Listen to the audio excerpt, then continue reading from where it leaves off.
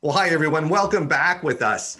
Another episode with business leadership experts. We're providing leadership and strategy and coaching advice to small and medium-sized business. Look who's back. It's that lady. She's back. She's back. Friend, colleague, partner, Mrs. Ann Holm of Temple Executive Coaching. And if you watched our last podcast, go back and take a look at it. It was a striking, very entertaining and interesting podcast, The 9 Saboteurs of COVID.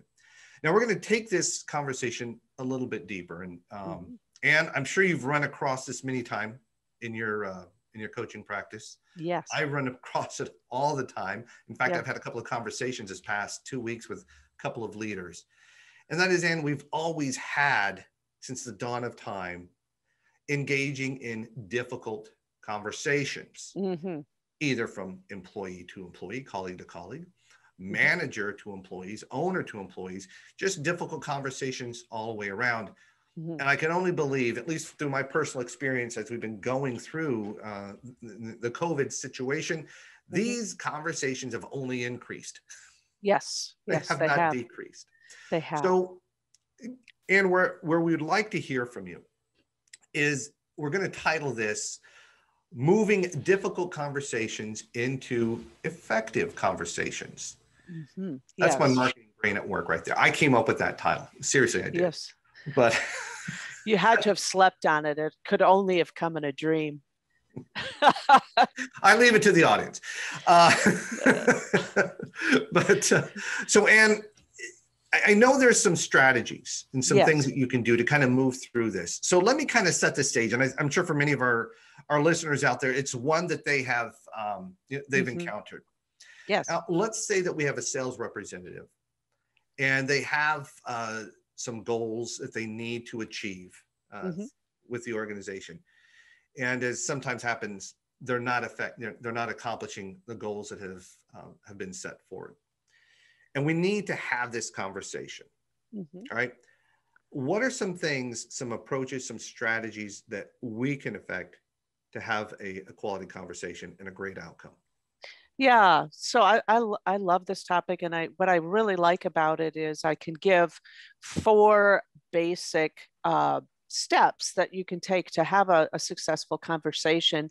One that is difficult and can be turned into successful. Oftentimes when we have to tell somebody they're not measuring up at some level, you can see there's a couple of different scenarios that can happen as far as the deliverer of the message. Sometimes you have individuals who just can't stand having that conversation because they don't want to hurt anybody's feelings. You know, they're a people person and they feel uncomfortable, for instance, if they have to deliver feedback to an employee. And there's also the possibility that you might be working with somebody who tends to be assertive, bordering on aggressive. So if you think about sort of the guy who's going to slam his fist on the desk, get back out there, Johnson, that kind of thing. For closers. That's right. Exactly. Gary Glenn Ross. Yeah, exactly. So these conversations, and you might even say, oh, well, the aggressive guy isn't going to have any trouble with this at all. But in fact, he does, because he's not going to do anything but scare the individual that's going to have that conversation with him. And the other person, the shyer person, might be somebody who might sugarcoat. So no matter who is in charge of giving this feedback, I just have 4 simple steps that an individual can use to have that conversation. Okay. So the first, before I even get to the steps, the overlying concept here is preparation. So any of these conversations that you're going to have, you're going to want to be prepared to have them.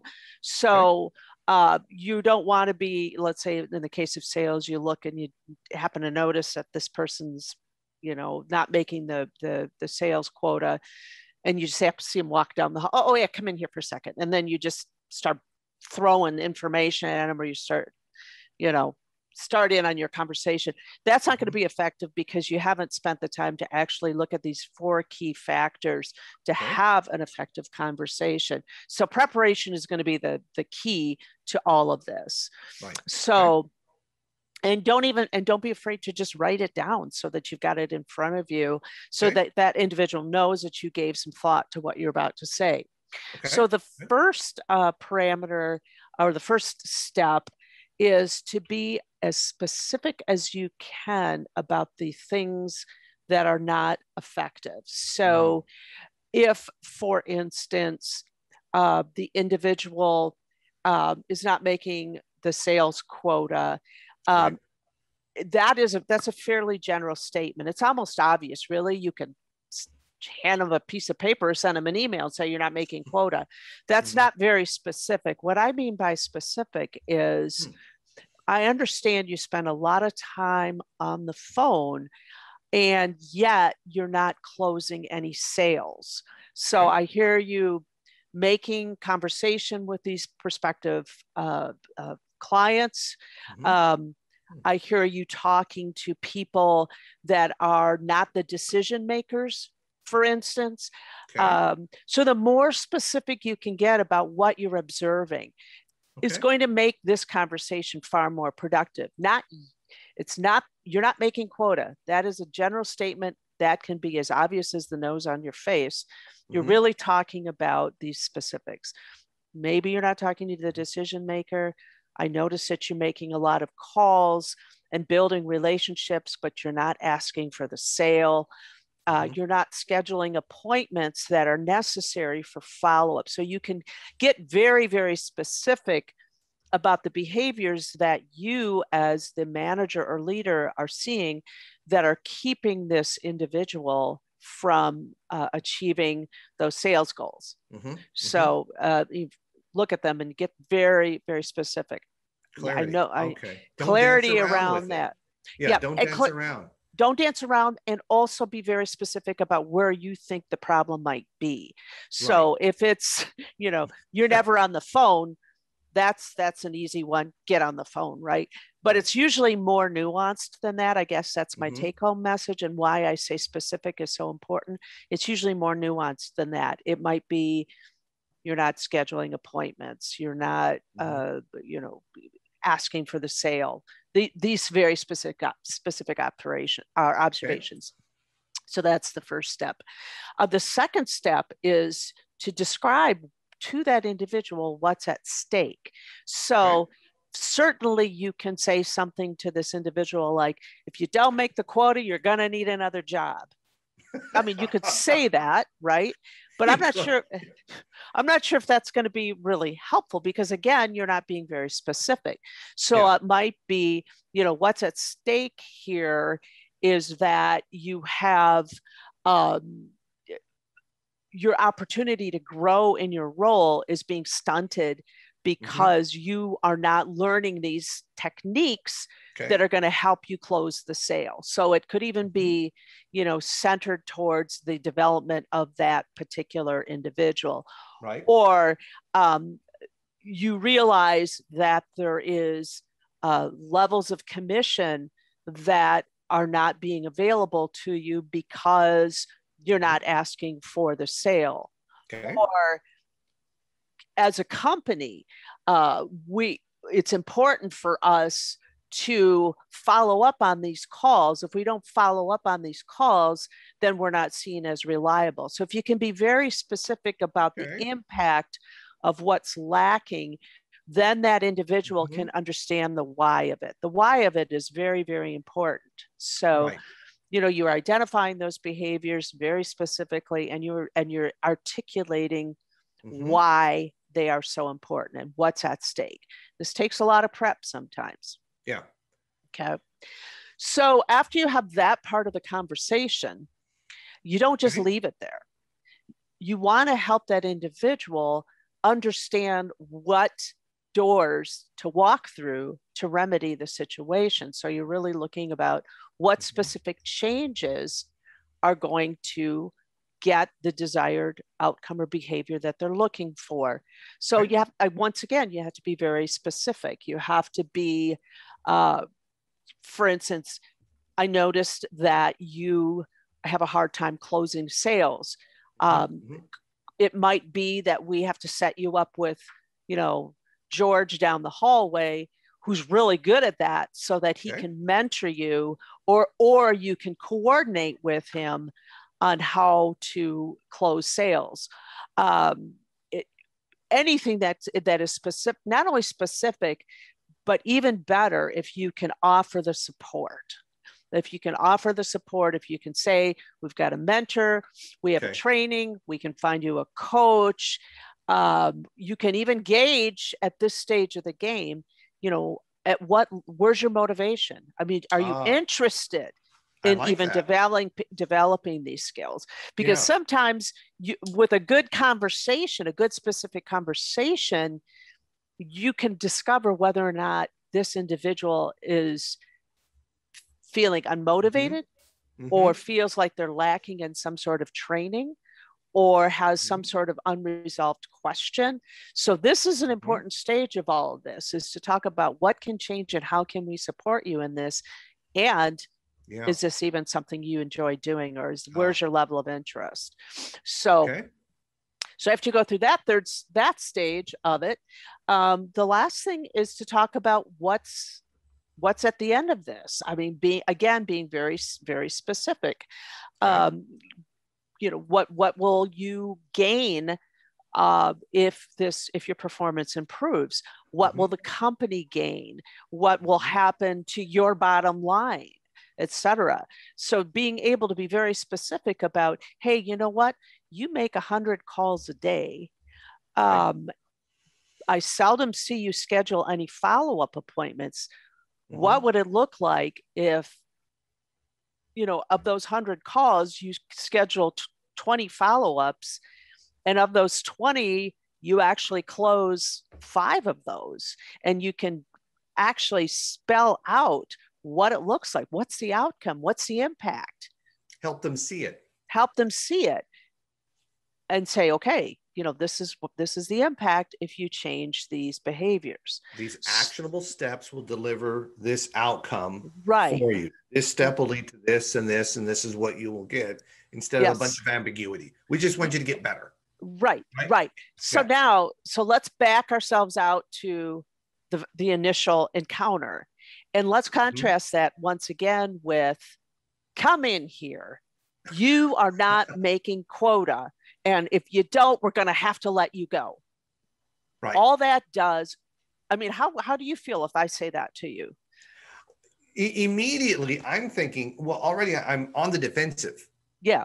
Right. I'm already on the defensive. What do you mean I'm not? And quite honestly, I'm probably out there looking for a job within 72 hours. Yeah. That's how that would affect impact me. You. Yeah. That's how it would impact me. Am I going to open up to this person? Right. You need to get in there. You need to start hitting quota. So, Temple, what's your problem? Yeah, I'm going to open up to you. Yeah, exactly. Yeah, if you're scaring somebody, isn't going to exactly endear them to you, generally speaking. Now, what happens if there's a very significant problem and that person calls you in and says, you're not making quota. I know you're trying. Just try to do a little bit better. Yeah. So what's your feeling as you come out of that conversation? I'm lost. I'm just as lost from the heavy-handed, and try a little bit harder. I guess that might mean maybe I come in earlier. Yeah, right? Exactly. Try harder. I'll come in a little earlier. Maybe make 1 or 2 phone calls more a day. Yes. Right. And with that approach, Ann, I'm even probably looking for a way to stay in this low level of production. Yes. Right. So it's not clear to me. If I can be unclear back to them, maybe I get to keep my job. Right. And your benefits or whatever. Yep. Exactly. Yeah. Yeah. Either way. Not. Yes. Yeah. I don't think it's all that bad. Yeah. So, you're not going to go out of there with your tail between your legs. You might make a few minor adjustments or or feel like, okay, yeah, well, I guess I got to do, a few more things, but they're not, Yeah. I didn't really get yelled at, so I guess it's okay. I guess it can't be that bad. Right. Right. Exactly. Yeah. So either way, those very vague approaches uh, actually yield very little in terms of changed behavior. Right.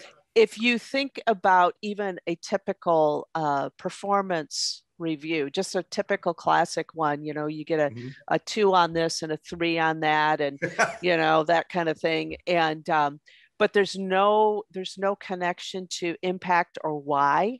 And I think that's, I guess, the key takeaway from this whole thing is impact and why, along with being very specific, are really the keys to having an effective conversation with somebody, to bring about behavior changes. Right. Yep. No, because a couple of things kind of come to mind as you kind of walk through this. One is, are you even motivated to do this job? Yeah. Right.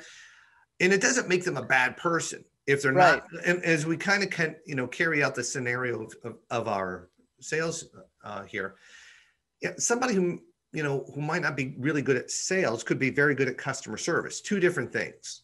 Yes. One, sales, I'm looking for something new. Customer service, I'm more, adept at taking care. I want to of the customer, right? Yep. I want to nuance that real quickly, though, because it's super important at this juncture. You want to be careful about asking yes/no questions. Do you even like this job? Right. It's a yes/no is question. So you want to put in a WH question like, what's your level of motivation for this job? What would you prefer to do? What would make this job more appealing? What part of the job do you wish would disappear? Right. So really being careful about that, because the yes/no stuff is going to give you a dead end. Yeah. No, just want to put that out there. I agree. You have to find something of a gauge to kind of gauge their motivation. Right. Right. Do they even understand the impact? Do they even get the sales, what they're supposed to be doing? Right. Right. Do they even understand it? Do they get it? Do all the neurons in the brain, kind of fire when you talk about this is what you should be doing? And I like the part, do they want it? And here's the tough thing that I've learned, and is it, you can't convince people to want it. No. That's the tough thing, right? No, you can't. You can't even really convince them to want it at times with more money, if that's not part of their motivation. Right. Right. Right. Exactly. So understanding what it is about the job that they like or that motivates them. And sometimes it could be a capacity. Do they have the time, to do what we're asking them to do? Are we asking them to fill a couple of different roles here? Right. Yes. And we've piled something on their plate, but we still want them to make this quota. So we have to kind of be open to all of those things. But I like how you pointed out the motivation. Do they even want to do this? What motivates them to do it? Right. And that is actually part of your fact-finding mission that comes in to step 2 and 3. It's kind of a blend of step 2 and 3, talking about a little bit about what's at stake, but then also finding out if what's at stake even matters to them. That's true. So, and it would, what's your level of motivation to make these specific changes? Because if you discover that the level of motivation is low, or that individual said, what do you like about this job? Well, I actually don't mind being on the phone, but I hate asking people for money. I hate asking for that sale. That might be, maybe you need to be repositioned, in the company. Maybe you're an account manager or something else like that. But if you don't have those very specific fact-finding questions, you're not likely to have a productive conversation. And I want to say all of these kinds of conversations typically don't happen spontaneously. These productive conversations typically don't happen spontaneously as the person's walking by.